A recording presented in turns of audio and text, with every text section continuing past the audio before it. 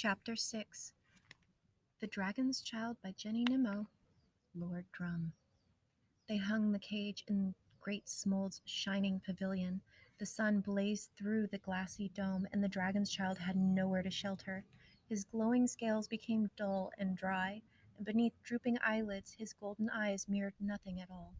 Lady Bolda was proud of her fabulous beast. "Come and see what my son has caught," she would boast to the other women. But they had lost their children on the long journeys through the air, the mountains, and the sea. They had no sons to bring them fabulous beasts, so they were jealous of Lady Bolda and didn't pay much attention to the little dragon.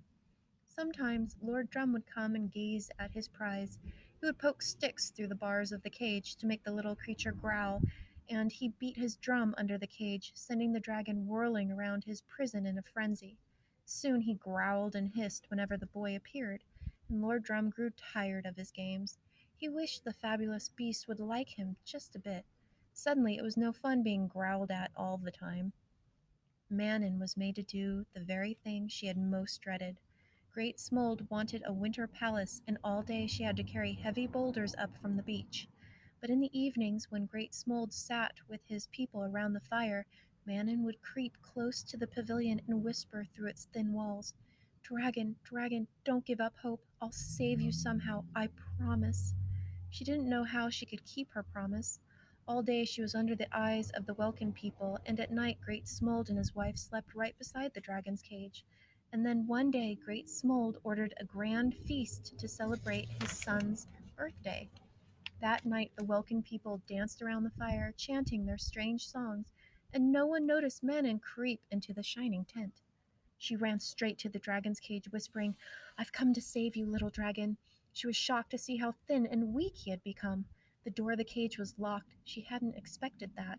She scratched and shook the big lock, but it was no use. She needed the key that hung from a chain around Lord Drum's neck. Perhaps she could steal it while he was asleep. But if Manon couldn't rescue Dando, she could at least comfort him. She put her hand through the bars and stroked the soft scales on Dando's head. "I'll try and rescue you tonight," she whispered. Dando looked up and sighed. He moved closer to the bars and breathed, "It may be too late. I think I am dying." It was the first time the dragon had spoken to Manon, and she was amazed when she realized that they could understand each other's language. "I won't let you die," she said. "It's my fault that you're here. If I hadn't found you, Lord Drum would never have caught you." "In time, I would have been caught," the little dragon said. "I can't fly, you see, and a dragon that can't fly is no use at all." "You are a magical creature," Manon said fiercely.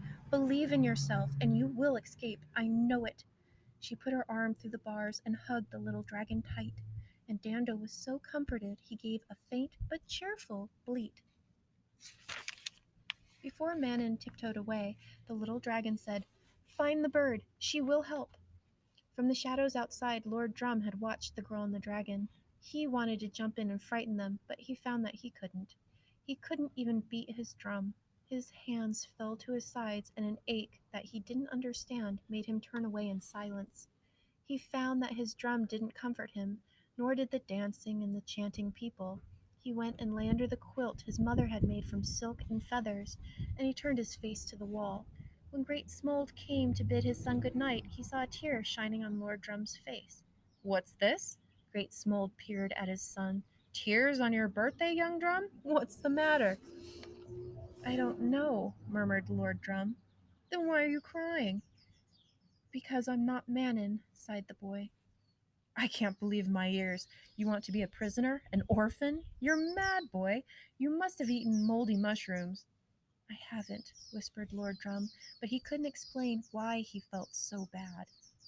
Next day he wandered about without his drum, and the absence of Lord Drum's constant rat-a-tat-boom left a strange emptiness in the air. The people wondered what had happened to the one and only Welkin child. "Is he sick?" they asked his mother. "He looks so downcast." "Why don't you play your drum?" Lady Bolda asked her son. "It would cheer you up." "No, it wouldn't," the boy replied. "I'm sick of my drum." He went to the shining pavilion and looked in on the dragon's child. The little creature hardly moved. He lay in a miserable huddle, his eyes closed against the world. But when Lord Drum approached, a warning rumble came from the cage. I won't hurt you, said Lord Drum. I'd open the door of the cage if you'd let me stroke you. And he held up the key that hung from the chain around his neck. The dragon's child opened one eye and snarled at the boy. You hate me, don't you? Cried Lord Drum. So I'll never let you go. Never, never, never. And he rushed out of the pavilion and into the dark forest. And when he thought no one could hear him, he howled and howled out his pain and his fury, although he still couldn't understand what it was. Then he tore a key from his neck and flung it into the shadowy depths of the forest. Deep in the trees, the Doggins heard the terrible howling and saw a flash of gold as the flying key was caught in a sunbeam. They wondered what it could be. Soon, they growled, soon. And they settled into their dens and waited.